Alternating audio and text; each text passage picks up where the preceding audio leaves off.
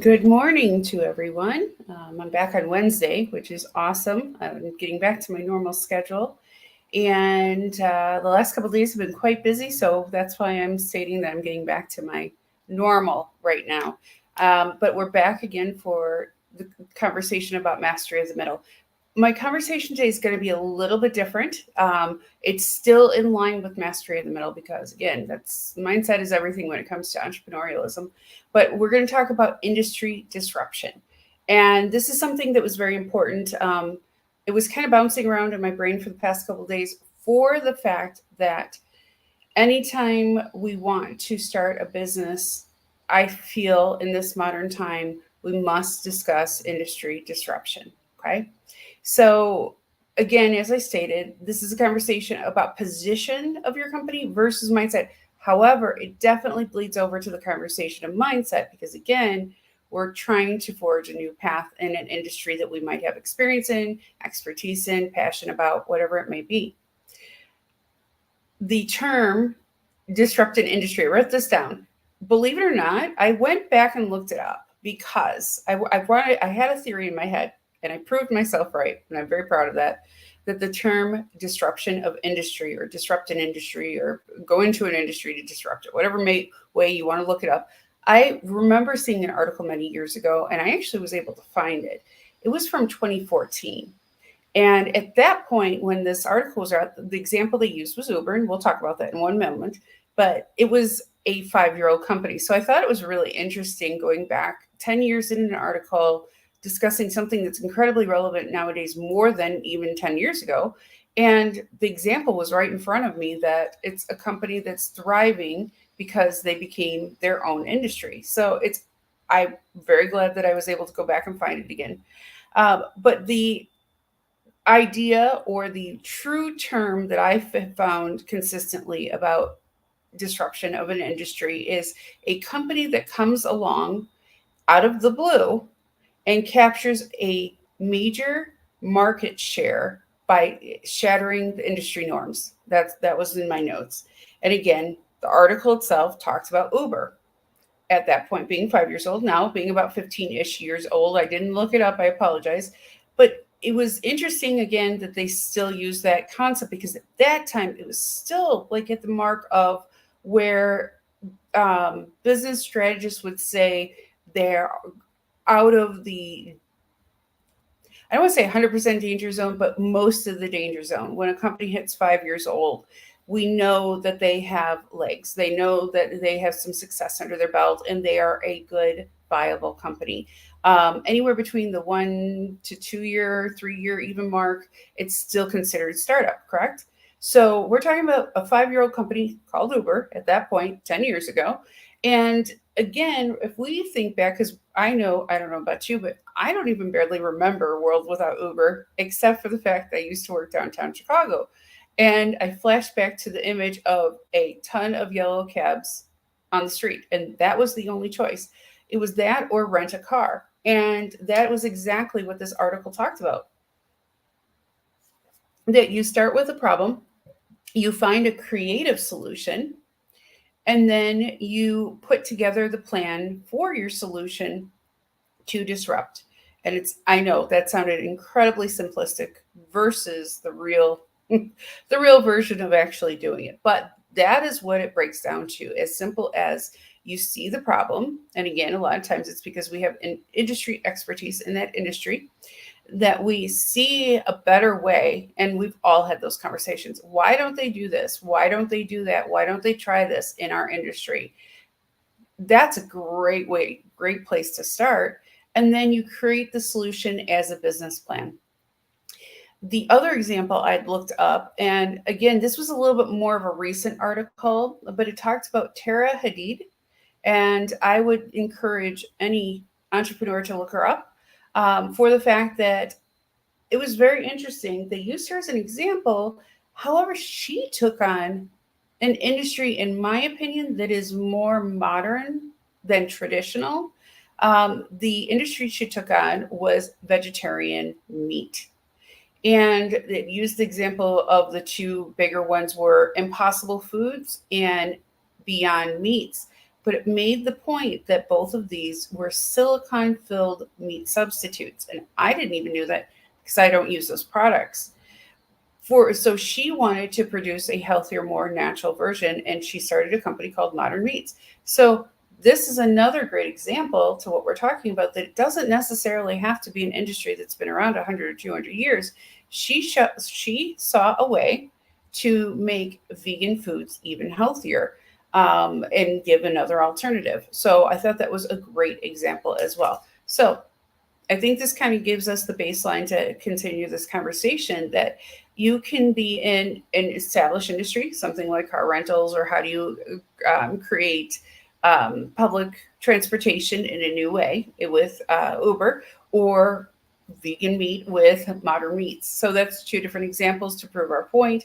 But one was an older industry, one was a newer industry, and they both times found a way. They, as in both of the examples, found a way to recreate their success in the industry, but by doing it on a different path. And I also have a couple of more notes about this, that if we have the problem, we have the solution, we're trying to create the business plan, where do we go from there? Okay. And this is something that we've gone through personally within Grit and King as well. Market research obviously is the first thing that comes to mind. You have to do market research, meaning what's out there, what's working, what do you see is not working, and how are you going to actually enact the change? That is a great place to start.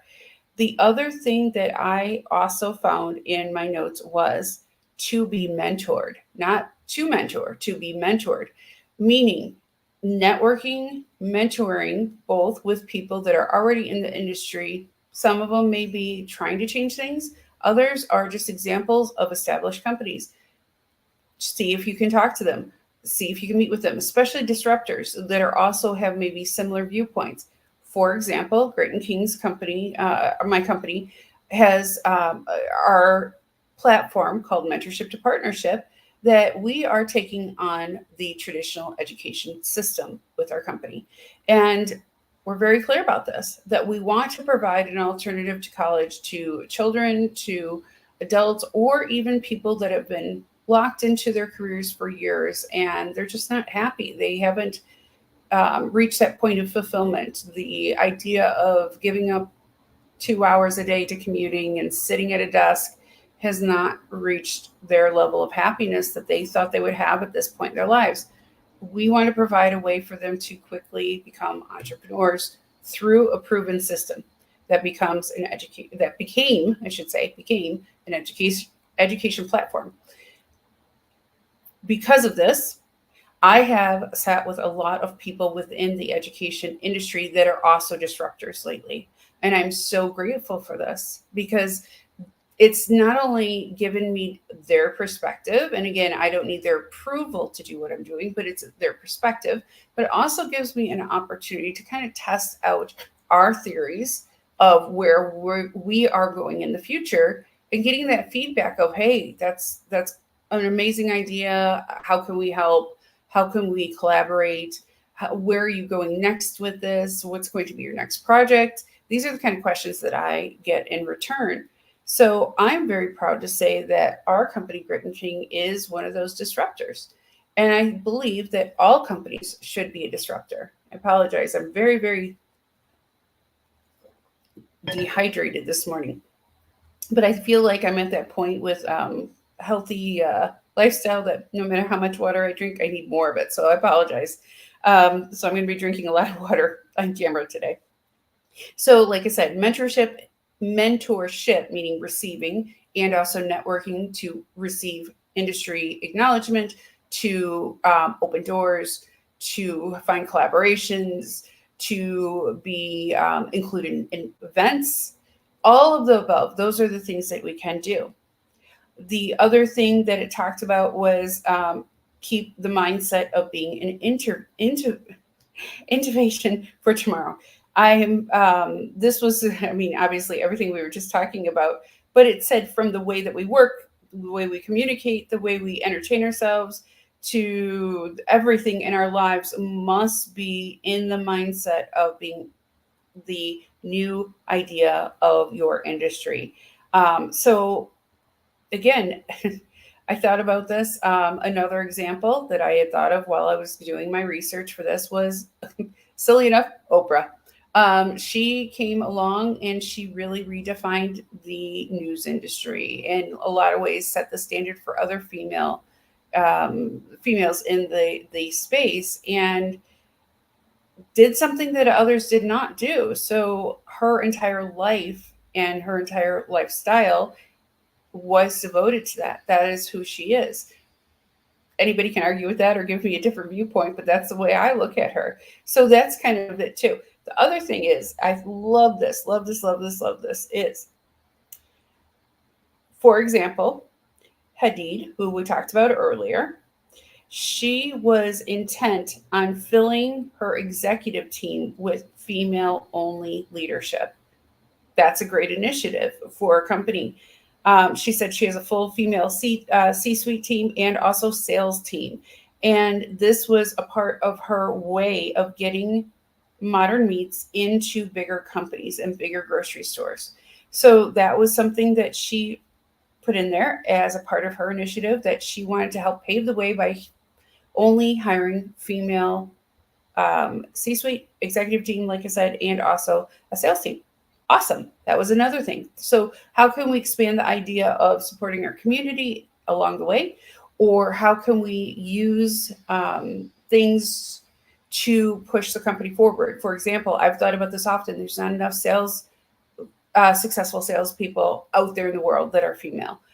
Create a team, then you're marketable in a different way. There's a lot of other reasons why you should look at these things. Again, who is the one that's the consumer? Who's traditionally in a household the one that goes grocery shopping? A lot of times it's mom. Then having a female-led company pushing out a product to disrupt an industry in a store, that makes complete sense. In my head, it was like, oh, light bulb moment, that makes sense. So that's something else that we can think about too, is how can we lead by example, even within our own company, to be able to create the atmosphere that would be able to push this product or service further into an industry because of how we're representing it through our company. How are we being the example and the brand as well? The other thing that it talked about was focusing on rapid expansion, meaning once you're ready to move quickly. And this is something that I haven't had problems with. I'll be honest with you, because there's these moments where you don't know what to do next. And again, business strategy always, always, always is where you go back to, and that is always going to be your tether to what's next. However, there are going to be roadblocks. There are going to be things you try out, test out on your business, within your business strategy. And then you go back and you go, okay, that didn't work. I'm kind of stuck at the spot. What do I do next? Again, that's where testing and changing and adapting works. But the focus must always be on expanding quickly. Thought that was an awesome one too. And that is something, again, that we are rapidly doing, especially for 2024 and then 2025 with our company. In fact, we have our eyes on our next project, maybe for 2025, potentially 2026, because it's just in the planning stage right now. So I'm always looking forward that what industry do I want to disrupt next? I have a project that would be very parallel to what we're doing now. It would be the same business strategy, the same playbook, but we'd be able to apply it a little bit differently. So that might be our next project. We're vetting it right now. So that's why I'm saying that having things ready, planned out, business strategy first will allow you the ability to be ready to expand quickly. Again, though, this falls into mindset as well. And then the other one that it had on here is purpose before profits was the other one that it recommended. I love this one for many reasons, quite honestly, because if we are making an impact on the world and we are trying to disrupt an industry for the powers of good, and that we're trying to do it to bring something better to the next generation. I think about my children's children all the time as I'm planning things out in our company. So if we can be purpose driven before profits, the profits will come, plain and simple. If we're in alignment with our purpose of how we are personally supposed to impact the world, everything will align. And that is something I will tell you too. I've talked about this before many times, and I will never stop talking about that we firmly need to know our why. And who knew that the conversation of being an industry disruptor would lead back to our why? But it does, right here in writing in this article as well. And why that's very important, at least to me, is that if I am in alignment with my why, my purpose, my path that I can only fulfill, and I'm the only one that can fulfill it, well, then I know that everything else will work because I'm walking in an authentic path. That's the most basic version. Then we get into it's because we're trying to reach out to somebody, our ideal client, or even, like I said, a group in the long run.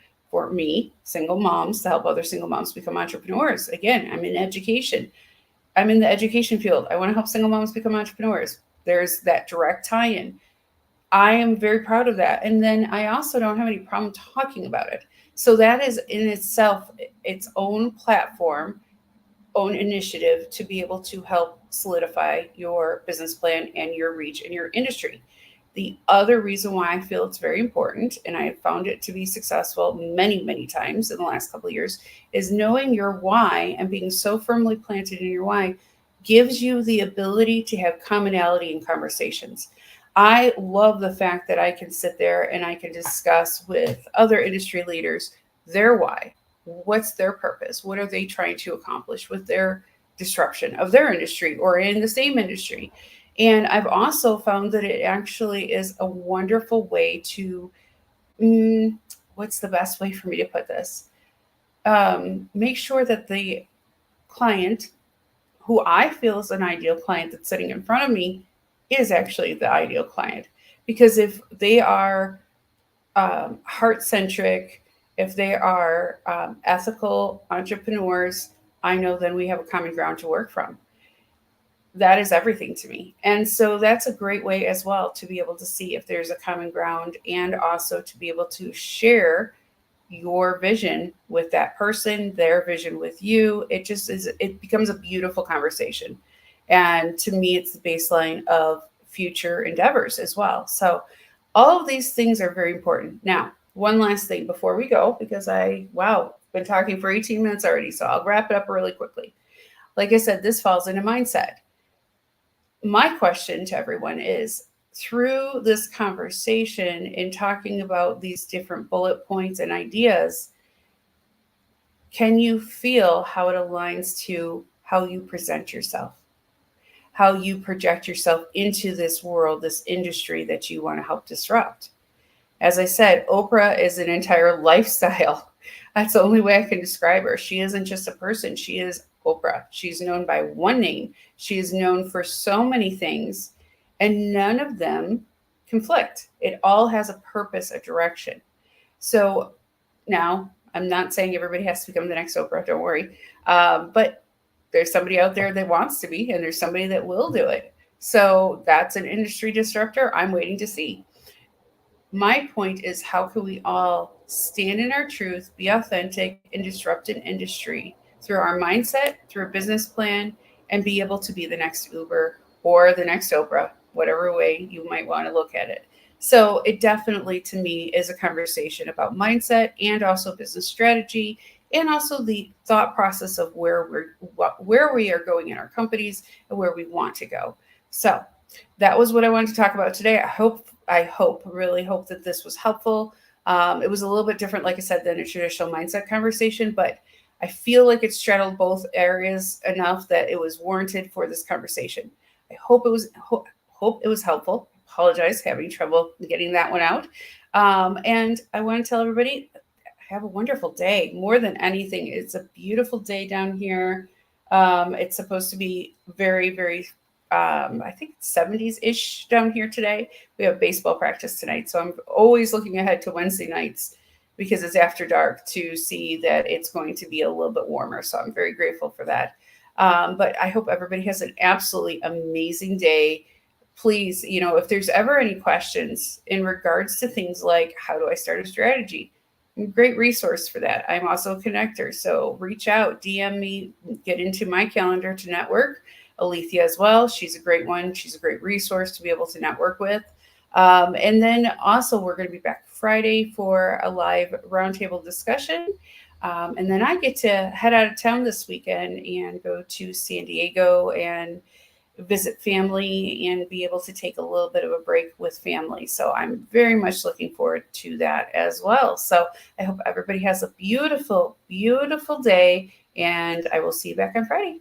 Have a good day.